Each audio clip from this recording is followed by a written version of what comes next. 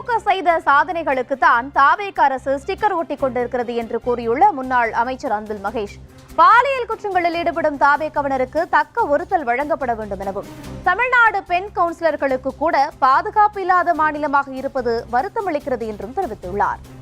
நாம என்னென்ன சாதனை நம்ம செஞ்சுட்டு இருக்கிறோமோ அந்த சாதனைகளுக்கெல்லாம் அவங்க ஸ்டிக்கர் ஓட்டாங்க. ஏன்னா தெரியும், நம்முடைய மாண்புக்கு அமைச்சர், நம்முடைய மாண்பு முதலமைச்சரை பொறுத்து ஒரு நடிகராக இருந்தபோது நிறைய ரீமேக் படம் தான் நடிப்பார். அதே மாதிரி தான் இன்றைக்கி நாம் கொண்டு வந்திருக்கின்ற எல்லா திட்டத்தையும் ரீமேக் மாதிரி அதுக்கான பெயரையும் ஸ்டிக்கரையும் ஒட்டி ஒட்டி ஒட்டி தன்னுடைய பெயரையும் எடுத்துக்கிறாரு. கேட்டால் 6 மாதம் டைம் தரேன்னு சொன்னீங்களே, கண்டிப்பாக ஒரு நிர்வாகம் என்றால் என்ன தெரிஞ்சுக்கோங்க. ஒரு மானிய கோரிக்கையில் நம்ம எப்படி பேச வேண்டும் தப்பே கிடையாது. எல்லாரும் நாங்கள் ஒன்றும் தெரிஞ்சுக்கிட்டுலாம் வரல, நாங்கள் கற்றுக்கிட்டோம். 6 மாதம் தயவுசெய்து டைம் எடுத்துக்கோங்க. ஆனால் 6 மாதம் கழித்து தான் நீங்கள் மின்வெட்டை பற்றியே பேசணும். 6 மாதம் கழித்து தான் நீங்கள் கோயம்புத்தூரில் நடந்து, அதுவும் ஒரு 10 வயசு குழந்தைக்கு நடந்த அந்த கொடுமையை பற்றி நீங்கள் பேச வேண்டும்.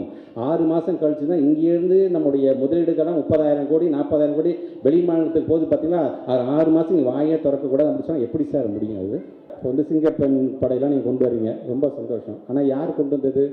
பிங்க் பேட்ரோல் விதத்தில் ஏற்கனவே நம்ம கொண்டு வந்தது தான். மீண்டும் அதை பேரை மாற்றி நீங்கள் கொண்டு போய் இன்றைக்கி அந்த சிங்க பெண்கள் படையை சார்ந்திருக்கின்ற பெண் காவலர்களுக்கே நீங்கள் பாதுகாப்பு இல்லாத ஒரு மாநிலமாக மாறிட்டு இருக்கிறது என்பது எங்களுக்கு வருத்தமாக இருக்கின்றது.